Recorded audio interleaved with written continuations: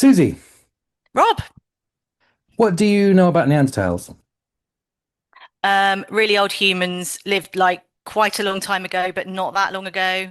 But they more recent than direwolves? Don't know. About the same time as direwolves. Coeval, roughly, I guess. Yeah. I always suspected that I might be a little bit Neanderthal in terms of my genetic heritage, given my massive furrowed brow, and given that this paper finds out that they're massive nerds, I now be more convinced that indeed I am a Neanderthal by heritage. Nice. Well, maybe you're just a paleontologist and a stressed academic, and that's why you have a furrowed brow instead.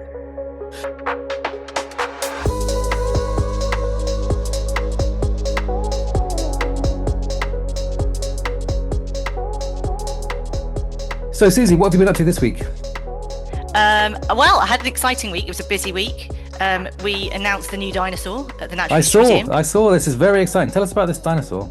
Yeah, it's a small two-legged herbivore. It's called Enigma cursor. It's about 150 million years old, so it's from the late Jurassic of Colorado. And it's gone on display at the NHM, the first new dinosaur we put on display for 11 years, I think. So it was quite stressful because we wanted to name the dinosaur, uh, and have the name come out on the same day that the specimen went on display. And like publishing papers, Oh, you have yeah. very little control, right, over Yeah, yeah, when yeah. papers come out. So it was quite a stressful process of trying to work with the publisher, who were brilliant actually, and held it up.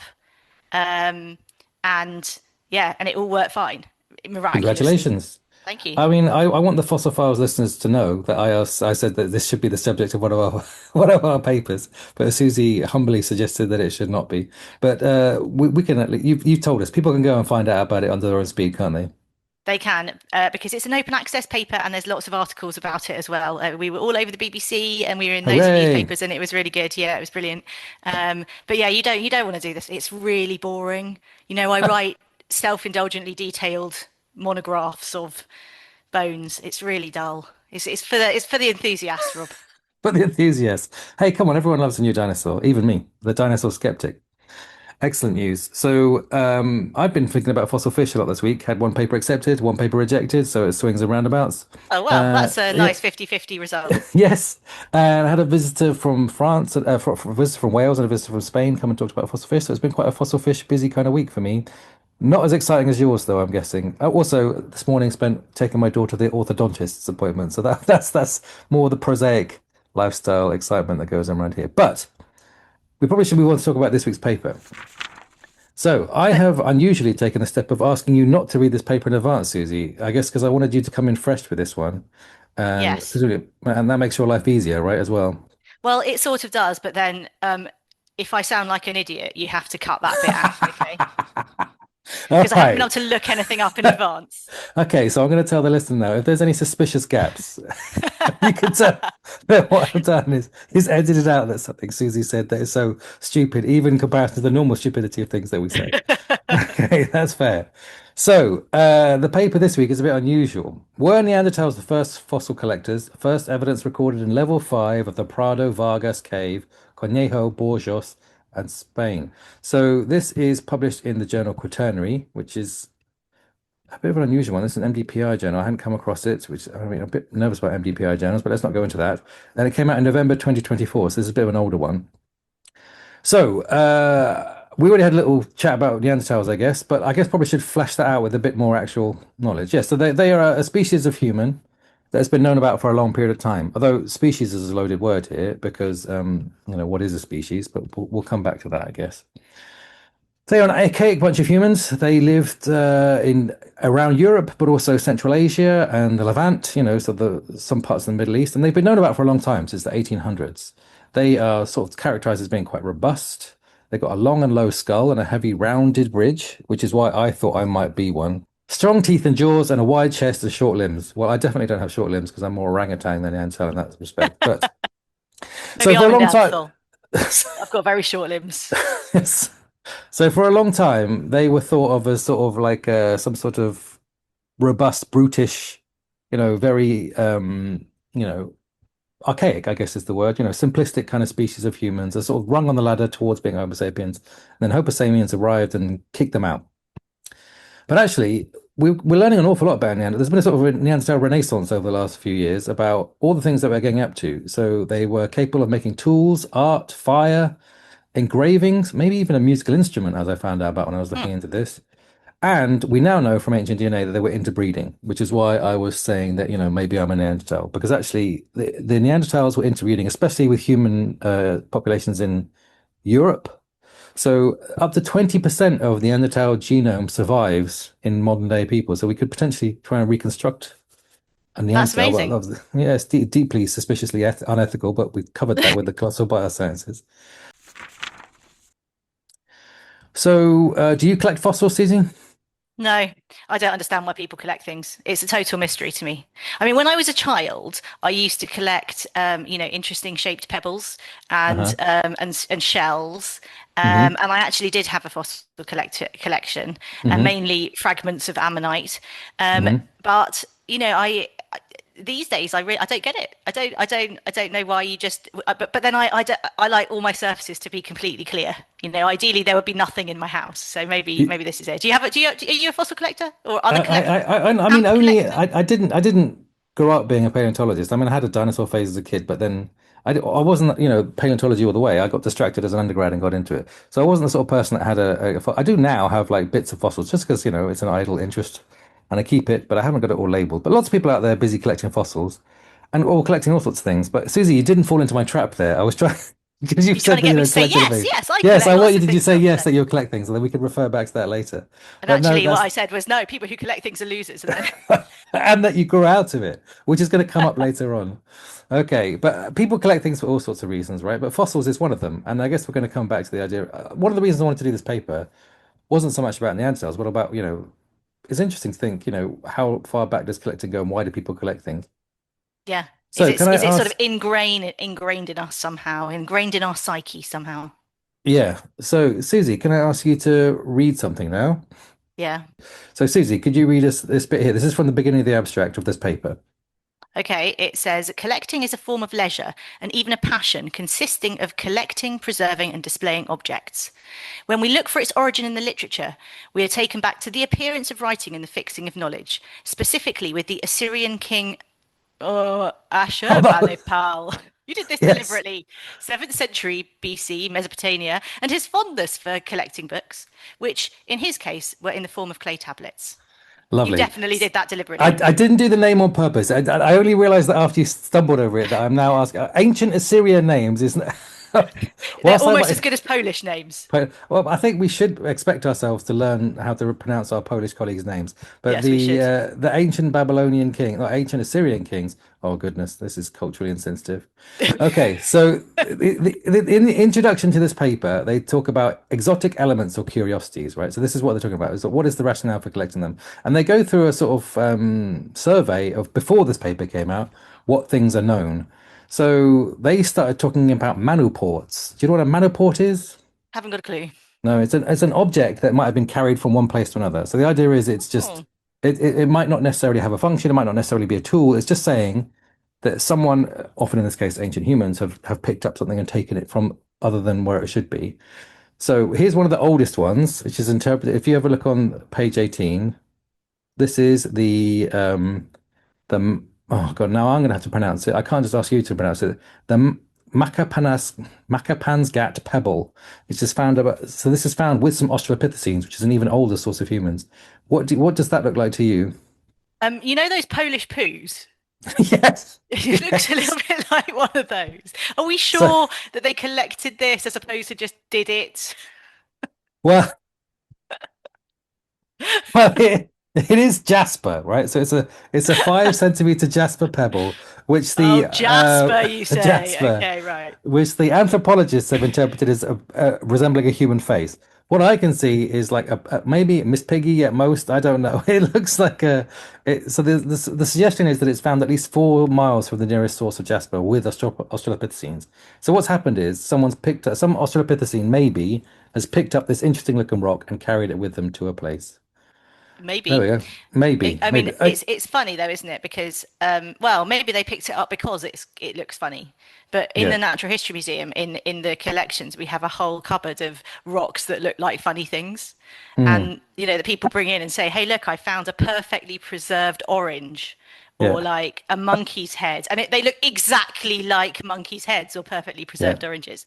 People pick them up. So yeah, maybe they just picked it up because it looked like a human face rather than carving it on or anything like that. That does remind me. I got someone emailing me some pictures of rocks from fossils, rocks from Mongolia, asking me, "Is this that? Is it?" And is I can't remember. Was it? He, there were some very out there interpretations, and I needed to Mm. reply to that guy, I guess, and say, "No, I don't think so. Otherwise, I'm just being very rude." But yes, I can see why people do that. And obviously, we should, given the paper that we did last week about trackways, we absolutely encourage non-professionals to get in contact with professionals and say, "What do you think this is?" Because we need it. Could be really cool. Could be really, really cool.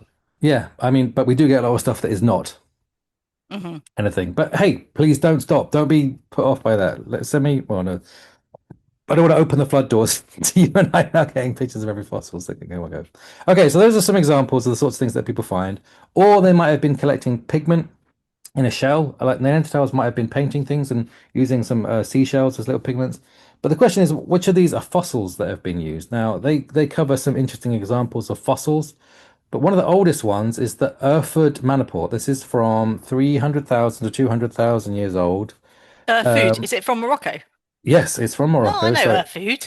okay, so can you take a look at the Erfurt Manoport and describe to our listeners what that is? Okay.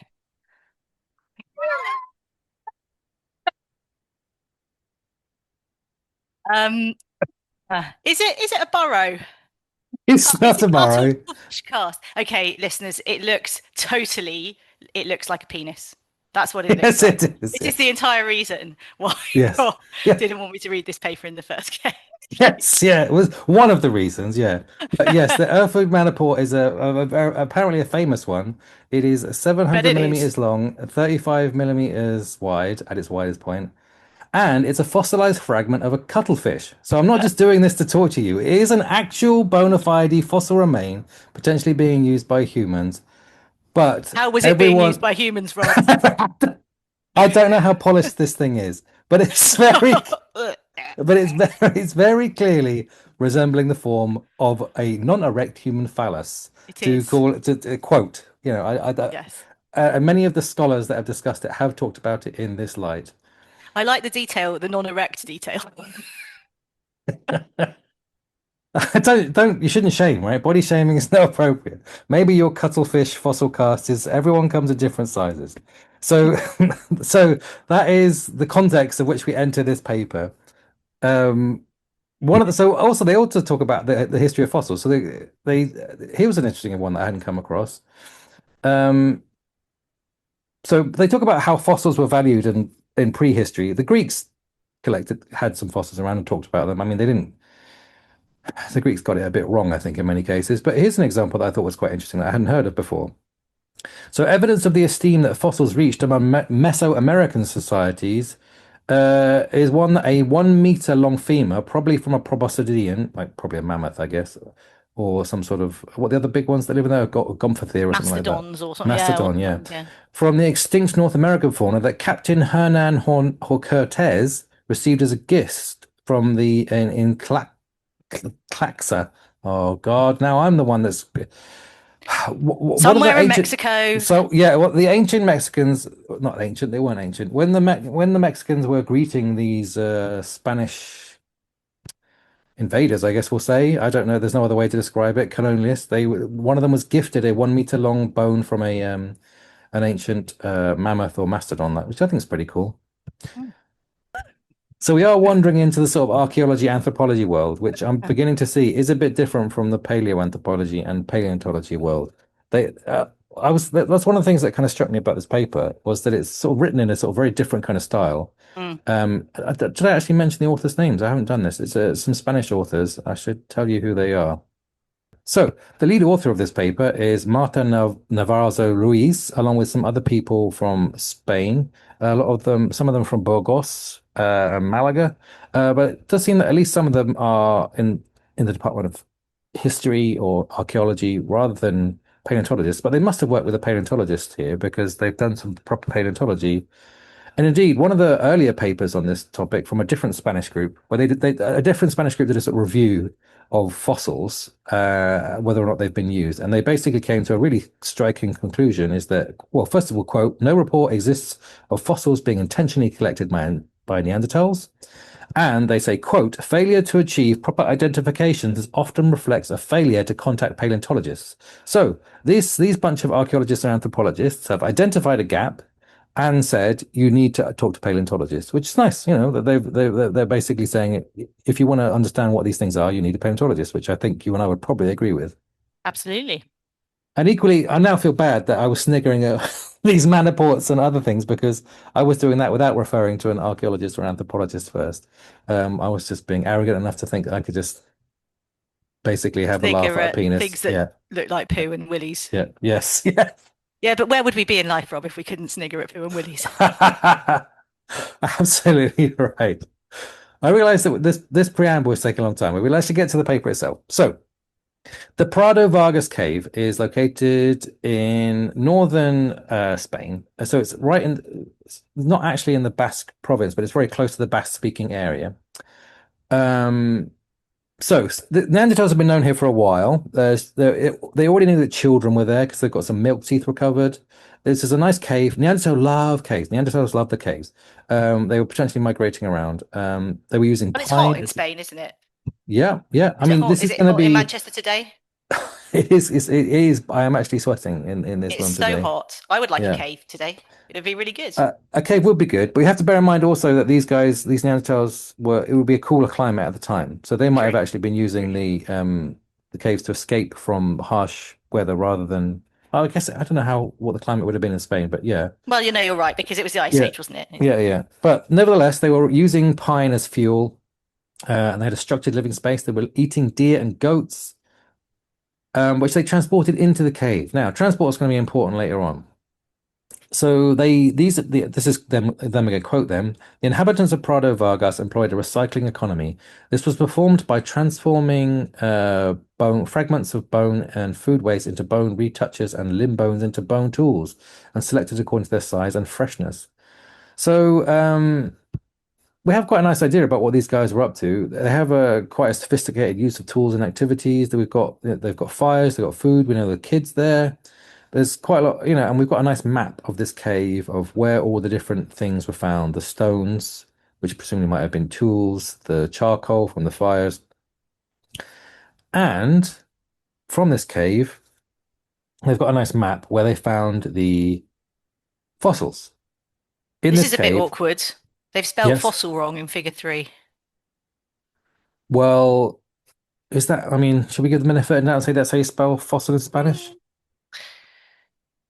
So no, the rest of it's in English. I feel like, maybe Yeah. fossil, given the papers about fossils, spelling fossil wrong is a little bit awkward. But Well, anyway, crashing on. for fossil in Spanish does have one S, so I Okay. might allow it. All right, you can allow it. Okay. So they've got 15 or so fossils found throughout the thing. Now, then the actual guts of this paper we're not going to go into because it gets very, very dry very quickly, as would a taxonomic identification, right? As you were referring to with your new Enigma cursor dinosaur, right? I guess 15 fossils were identified, and they went through the appropriate process of doing a systematic paleontology where they identified what they were, described them, and did the whole thing and why they thought they were what they were. I'm not going to list all those things now, but they've got 13 mollusks, a combination of gastropods and bivalves, one echinoderm, and one unidentifiable fragment. Lovely. So that's a nice bit of paleontology, which we're gliding over. But I guess the bit becomes, how did they get there and what were they doing with them? I guess is the important question, right? That we're actually interested in. These fossils are from the Cretaceous. I mean, that's another reason that the systematic paleontology is important, in that you need to know what they actually are coming from. Are these recent bivalves? No, they're definitely fossils. They come from these fossils come from the Upper Cretaceous, and Upper Cretaceous formations around Prado Vargas are common. I guess the question is, could they have ended up in that cave from some sort of natural process like erosion or flooding? They didn't spend a lot of time talking about that, which is again a shame because I love my taphonomy, right? This is now about talking about taphonomy. I think that's probably quite core to the point in here. Could they got washed in? But they come to the statement that they probably didn't get washed in because drainage networks such as the Trema River could have transported these, um, but they say that on the basis of the sedimentology, that's unlikely, Do they and that describe the these sedimentology? no, not in this paper, but they do cite a paper that decides that Ah, describes the sedimentology. I didn't read that paper, I'm afraid. Anyway, so the point is that their interpretation is that these are sediments that are autochthonous, which is a nice word, which is, they were formed in, from that particular thing at once, and current and in stagnant situ, waters some in might say. situ. Yes, yes, that would perhaps be better. Yeah. Um, so these fossils can be understood. This is now quoting them. These fossils can be understood as evidence of an artistic interest or an attraction or curiosity for the forms of nature. They do not have a utilitarian purpose, and therefore their interpretation is controversial. So, for the next bit, for the rest of the paper, they go on. They discuss the different interpretations that go on. I mean, before we go into that, what do you think?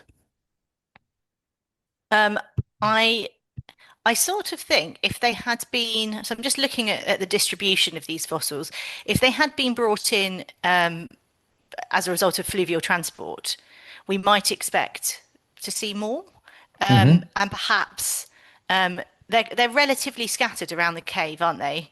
Hmm. They're away from the fire sites, I guess, primarily, Hmm. Hmm. but they're not. There doesn't look like a sort of particular orientation or direction or anything like Yeah. that. So, I mean, yeah, maybe, Yeah, I I think guess. that's fine. I think that makes sense. I think fossils getting eroded, transported, and reworked, that happens. This Oh happens yeah. quite a lot. Yeah, yeah. So just people aren't aware of that. That is unusual. But they would normally be quite concentrated in a particular Mm, point, right? Maybe where the river bends or, a particular cave, or even thinking about some of the famous examples of those Triassic mammals, the ones in the Morganucodonts, where it's like a little tiny cave stacked full of the yeah. fossils on them because they've all fallen in there. Hmm. I mean, might not apply here. So I guess we'll take it as written. But I guess if I was to ask you what your interpretation of the use or reason are there, if we're assuming now for the rest of this conversation that they are actually brought there by the Neanderthals, what do we think is going on there? What were they up to? Well, I mean, I guess they could have been doing anything with them, couldn't they? I mean, Hmm. what we're lacking is information about whether there are other pebbles in the cave, I guess, that, Hmm. were Hmm. brought in. Like what other things were brought in to the cave? Hmm. So, well, Hmm. is it like, you were just grabbing a handful of dirt Hmm. or you were dragging an animal and this kind of came in with the animal that you dragged Hmm. in or something like Hmm. that. So how do we exclude that these have been brought in deliberately because they're fossils rather than they've been brought in because a bunch of stuff was brought in, like, or because they were accidentally brought in by humans? They've still been brought in, but not as a consequence of collecting. That's a really interesting point I hadn't thought about. They talk about how the deers and the goats were being brought in. So I mean, I don't know if it would have come in the stomach contents of a deer or a goat, but I guess there are plenty of lithics they describe as being in there. So these are things that might have Mm, been being used, but their strong interpretation is that these objects weren't being used. mm. Maybe one of them was, but most of them hadn't been actually used. So they then go down this long line. Again, this is perhaps a bit more anthropological, archaeological thing to do, is that they, quote, acted as a sort of, they raise the possibilities that they acted as a sort of primary figurative art, or they were used for therapeutic or magical purposes. Interesting, but almost ultimately untestable. We're now going into, Completely we're untestable. completely untestable. We are now wandering into a world of quite untestable things, but that's fine. They do. I mean, I'm coming to the conclusion that they do things differently because this is archaeology and anthropology, I guess. So, Susie, can I ask you to have a read of the next bit that follows on from this that I've highlighted? It collection can entail competition over acquiring objects, but also cooperation and object set sharing, and it ranges from hobby activities to compulsive hoarding related to obsessive compulsive personalities. Formanek, 1991, identified five main motivations for current collecting: selfishness, selflessness, preservation and restoration of history as a sense of continuity, marketing and financial investment, and addiction. Wow, we are getting outside of science right here, Yeah, Rob. we are going. I'm quite happy with that. I think we can talk about that. I guess this is why I was disappointed that at the beginning I was trying to set up a trap for you to say that you were a collector of something, and now I can start accusing you of being some compulsive, obsessive weirdo. Well, I'm Uh, definitely a compulsive obsessive weirdo, but not through my collection hobbies. Okay. So then they go on about some possible reasons about why they might be here. Several hypotheses emerge. They talk about aesthetic reasons. Maybe it was a gift for social cohesion. Maybe it has some meaning. Okay. And then I'm going to ask you, Susie, to read out the next bit I've highlighted here. They, excuse me, they might have been collected by children. The collection of objects is characteristic of childhood, and remains of Neanderthal children were found in Prado Vargas. According to specialists, collecting behavior appears in human children between the ages of 3 and 6, when they begin to be aware of themselves, and continues until they are 12 years old. At puberty and up until the age of 18, we continue collecting, but from this point on, this infantile eagerness weakens a little. Ah, To return with force, they say, after the age of 40. It could be that the youngest members of the group, fascinated by these forms, oh, something just popped up over the top. Fascinated by these forms were the ones who started the collection. So there we go, Rob. It's actually exactly what I said at the beginning, was that I ah, had a fossil collection when I was a yeah. kid, Yeah. and I no longer collect things because I don't see the point of it. But I am over Yeah. 40, so maybe I'm looking forward to the time when I'm going to get back into collecting with a vengeance. This is why I'm so disappointed that I can then ask you what your age was and accuse you of collecting. Because I have been collecting these things before the age of 40, and that the infantile eagerness has weakened a little and is returning with force. Hmm. These numbers are quite rigid, the idea that you should grow out of collecting by the age of 18. And when you're Yes. 40, that's okay again. So be that so this is the continuing their quote, be that as it It's sort of may. like wetting the bed. Okay, we've got a new title for this one. Collecting fossils is like wetting the bed. Uh, be that as it may, it is clear that the Neanderthal groups that inhabited the Prado Vargas cave gathered and collected fossils, just as we look for fossils, even of these human species, to study them and finally collect them in museums. This seems to become an infinite spiral through which at some point we will be part of what we collect. That's how they end the paper. That's a lovely thought to end on, right? You know, the idea that are we part of a cycle? Is someone going to collect our collection and analyze us and study us? So that's the end of the paper. Where does that leave us? So when we ask about who the first fossil collectors were, you know, you might Google that. You might find Mary Anning. You might find this conversation about the Greeks. Maybe if you pushed it further, you might find this Erfood Manaport, this phallic cuttlefish. But this is implying that this has been going on for a long time. These collecting these fossils. Why do people collect things? That's kind of wide open. I mean, do you think that collecting things, I mean, how far back would we go, do you think, before collecting things is well, it's kind of hard to ascribe meaning or thought to it. What do you think? Yeah, I mean, I think this is just 100% speculation. I think it's Yeah. totally circumstantial. So you have Hmm. some fossils in a cave. Now, Yes. the fossils aren't derived from the cave, so they've come into the cave somehow, and they're Hmm. whole, so they're not broken up, and there's not tons of them, and they're not arranged in a place Hmm. that makes them look like they were brought in by a river. So they've Hmm. probably brought in by something that has physically brought them into the cave. But we Hmm. see, I mean, just this morning, I've been responding to an inquiry from somebody about some pebbles in the Wealden group of that are lower Cretaceous that don't belong there, in a discussion about gastroliths and whether these things are, these pebbles could be stomach stones or whether they're transported by rivers. I mean, Hmm. animals have been transporting things round, Hmm.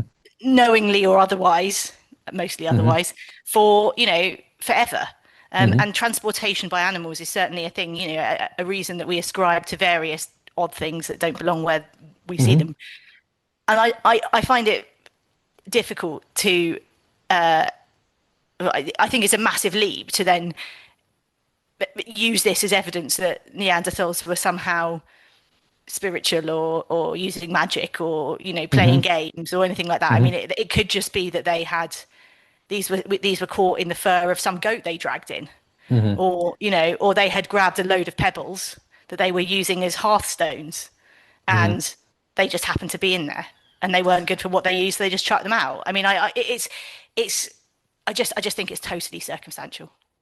So I see where you're coming from. I think there is I think it's an interesting example that he's reported on.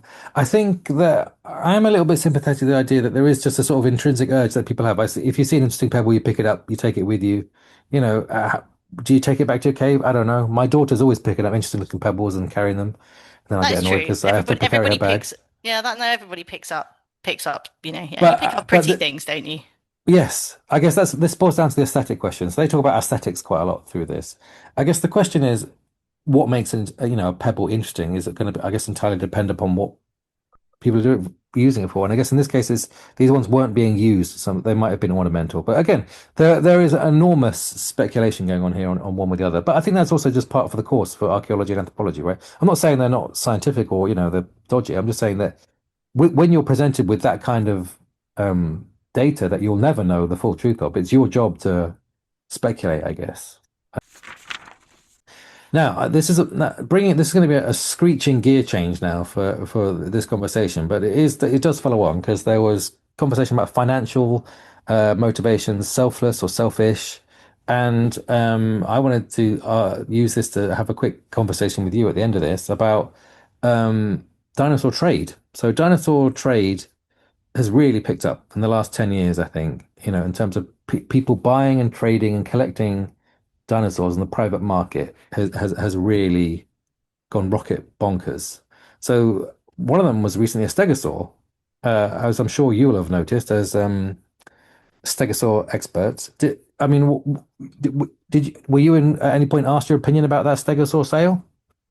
Yeah, so it's interesting, isn't it? Because as soon as I saw that, the sort of financial gain or exchange for objects, I also thought of the fossil trade and, wow, Mm, could the commercial trade of fossils started 30, 40,000 years ago or whenever mhm, how old were these Neanderthals? Did we ever establish that? Yeah, so this Stegosaurus was called Apex.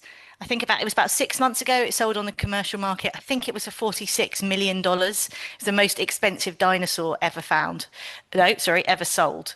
Um, and it was, yeah, sold to a private individual who has loaned it to the American Museum of Natural History for 5 years. It's interesting though, Rob, because we as a discipline have a sort of commitment and an agreement that we don't work on specimens in private collections because they it's not we can't replicate the work on them. We can't, we don't know what will happen to them after the owner dies or gets fed up with them and sells them or whatever. And there's been plenty of examples where fossils have disappeared after they've been described in the literature, and now nobody knows where they are. And so nobody can go back and check those observations. Whereas if they're in a public collection, we have specimens in our collection in the NHM that were put there by Owen in 1875. I'm able to go back and check his observations that he made in 1875 on these specimens. So it's it sort of contravenes the scientific method to work on specimens in private collections, and as a consequence, we won't work on them and journals won't publish papers on them. So mhm, it's pretty interesting that I think there's two interesting aspects. Firstly, that the AMNH decided to display this specimen. If it mhm, came to the AMN to the NHM, I mean, mhm, it is above my pay grade, but the advice that I would be giving my bosses is that we should not put this specimen on display because actually we're acting as a sales catalogue. Because what if he then wants to sell it, what he's going to be able to do is say, been on display at the AMNH, woo, and mhm, that might increase the value further still, right? So we would say, and we have in the past turned down privately owned specimens. People who come mhm. to us and say, I've bought a specimen, put it on display," and we say no, and Mhm. that has happened in the past.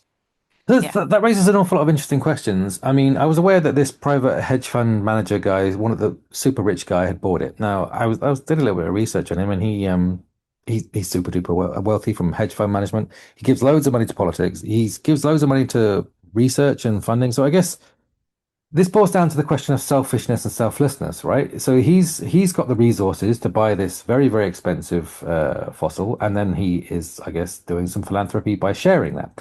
But this raises some interesting questions about whether or not, Well, it'd be better if he donated it, wouldn't it? indeed, we're at the whim of these things, but it also boils down to falsifiability. So falsifiability is this core scientific tenet from Popper onwards, right? The idea that if we ever wanted to be doing some piece of science, you need to be able to demonstrate that you need to have a way to demonstrate that someone's wrong. Otherwise it's not science. And this is where we're now blurring the boundaries of what we were talking about before about speculating whether or not these are magical Neanderthals or using it for whatever. That's not really falsifiable, it's not really testable. In the same way that if someone does some work on a fossil and I want to check that their claims, if someone says, well, this stegosaur has a 20-meter long head, I'm like, oh, that's suspicious. That's a bit long for a head. I need to be able to go and measure it myself, and it should be available in a museum, and I should be able to approach them and say, can I have a look at it, please? Now, that's what it boils down to. And in this case, that's a really interesting question about if this is 5 years and it's gone, then I mean, I imagine there'll be plenty of paleontologists that would just relish the opportunity to work on it anyway. But if you can't publish it, are you doing science or are you just adding value to the private specimen? It's an interesting question. This is a borderline case because it's blurring the lines between public and private. The other one I wanted to ask you about was another one that blurred the line between public and private was this recent Ceratosaurus guitar. So Ah, the yes. Museum of Ancient Life in Utah had this specimen, and they have then sold it for someone to then add value to it, and then they're going to auction it. So this is an interesting question because under those circumstances, this raises all sorts of concerns because the previous when dinosaurs come up for sale, normally they're dug out of the ground, sold, off they go. This one's interesting because it's come from a museum, which means that surely everything from that museum is now in question. Can we trust Yeah. that museum? Maybe they need their accreditation drawn. Can a museum make that decision unilaterally? It seems the trustees have said so, and I'm sure with that amount of money involved, I suspect the idea about, well, scientific principles might be a little bit harder to come by when you've got a baseline, shareholders and you've got decisions to make. Well, we don't know. Well, I don't know anything about this museum, right? So it's Hmm. called the Museum of Ancient Life in Utah, right? And Yes, I don't know whether it's a private museum or a public museum. I mean, private. It's private. Yeah. it's a private museum, right? So Hmm. it is effectively someone's fossil collection. So actually, they can do what the hell they want with it. And this is why we don't work on specimens in private museums. In the States, it's the distinction between a private museum and a public museum is much clearer. But and the idea, as you said, that museums can just deaccession things and flog them it would be unheard of for a public collection to do that, at least in the modern era. I Mm. mean, I say this knowing full well that we have a specimen of T-Rex that we bought from the AMNH in the 1960s. They sold the holotype of Dinosaurus to us in the 1960s. So, Mm. it did happen in the past, but I think today, as you said, with accreditation, with, the museums have to go through these various different rules in different countries. Certainly, I mean, trying to even like chuck away junk in the NHM is virtually impossible. We have to keep absolutely everything, and trying to deaccession something to sell would just be, I mean, we just wouldn't even, it's not even worth discussing. No. But and I'm sure that's the same for the vast majority of public museums in Utah as well. But this is difficult. This is hard times for science in the States, right? I Mm. mean, lots of scientists are getting their funding withdrawn. This is a private Hmm. institution, so we assume it doesn't have any federal Sorry, funding, but just it just might to do. interject. I can't say with certainty that it is a private institution or a public institution. I may have to Oh, okay. speculate on that. Yeah, sorry, as you were. But I've never heard of it, so I don't know. I mean, I'm not aware of it. It might be public, but anyway, Mhm. it is hard times in the States. Science is under unprecedented threat. People are having their funding removed, and maybe this museum is looking at having to close its doors for good unless it sells this one specimen, and that's Mhm. that will allow it to stay afloat for the next 10 years. And in which case, if you're the trustees, what are you going to do? It's pretty tough, isn't it? Yeah, I agree with you, and I agree with everything you said there. I guess the real difficulty is this can initially seem like a small issue. Okay, so a museum sold one dinosaur.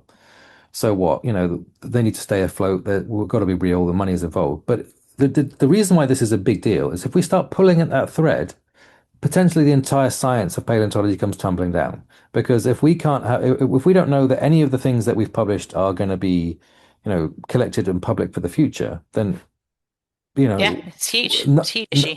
we're done. We are going to extinct ourselves in this sense, and we'll be going back to a point where these fossils in the collections will no longer be scientifically important objects. They will be just curiosities for aesthetic or magical purposes.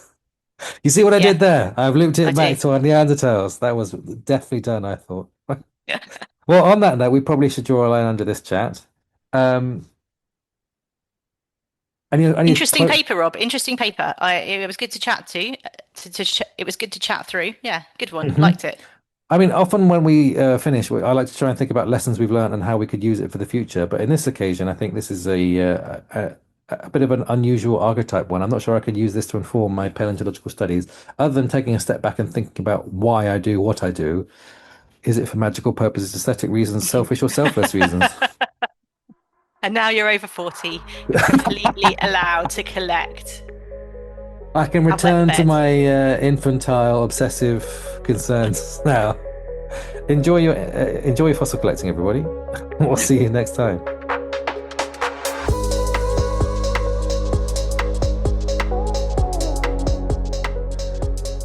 The Fossil Files was presented by Robert Sansom and Susanna Maidment. You can find more information, including links to the original papers that were discussed, at fossils.libsyn.com, and you can contact us at fossilfiles.pod@gmail.com.